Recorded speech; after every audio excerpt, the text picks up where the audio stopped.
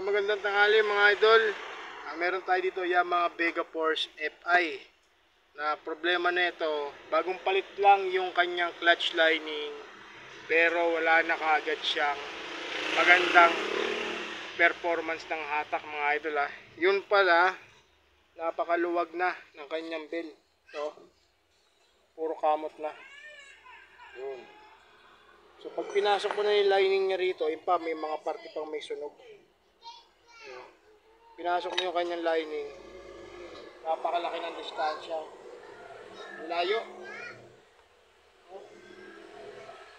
Hindi ka parehas ng bago. Halos dikit. Ayun no. Halos dikit sila oh.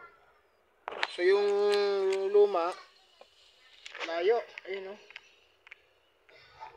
Layo ng kanyang diferensya.